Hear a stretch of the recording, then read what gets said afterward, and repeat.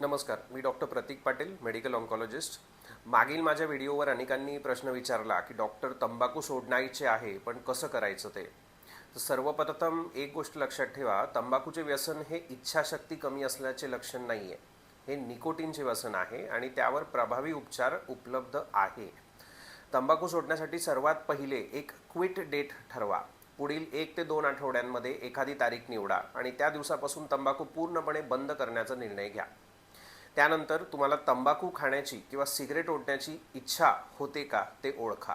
उदाहरणार्थ चहा पिताना, जेवणानंतर, मित्रांसोबत किंवा ताण आल्यावर किंवा शौचाला बसल्यावर। अशा वेळी त्याऐवजी साखर नसलेली च्युइंगम, बडीशेप, पाणी, थोडेसे चालणे किंवा खोल श्वास घेणे यासारखे पर्याय वापरा किंवा मेडिटेशन सुद्धा। तुमच्या कुटुंबाला आणि मित्रांना सांगा की तुम्ही तंबाखू सोडत आहात। त्यांचा पाठिंबा यश मिळवण्यासाठी शक्यता वाढवतो, पण अर्थातच अशा मित्रांसोबत थांबू नका जे तुम्हाला तंबाखू खायला प्रवृत्त करतील। घरातील किंवा ऑफिसमधील तंबाखूच्या सर्व पाकिटे, पुड्या, लायटर आणि ॲश ट्रे काढून टाका।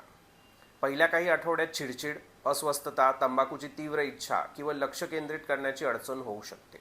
ही लक्षणे तात्पुरती असतात आणि बहुतेक वेळा काही आठवड्यात कमी होतात।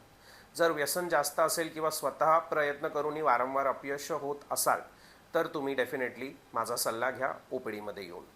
निकोटीन रिप्लेसमेंट थेरपी जसे की निकोटीन गम, लॉजेंजेस किंवा पॅच यांचा योग्य वापर करून तंबाखू सोडणे सोपे होते। काही रुग्णांमध्ये मी वॅरेनसायक्लिन किंवा ब्युप्रोप्रियॉन यांच्यासारखी माझ्या प्रिस्क्रिप्शनवर मिळणारी औषधे सुद्धा उपयुक्त ठरतात। ही औषधे स्वतःहून सुरू करू नका। तुमच्या आरोग्याचा आणि इतर औषधांचा विचार करून मी योग्य पर्याय तुमच्यासाठी निवडेल, डोसिंगसुद्धा। आणि शेवटी जर 1-2 वेळा पुन्हा तंबाखू घेतली गेली तर स्वतःला दोष देऊ नका, पुन्हा प्रयत्न करा। अनेकांना कायमची तंबाखू सोडण्यासाठी एकापेक्षा जास्त प्रयत्न लागतात।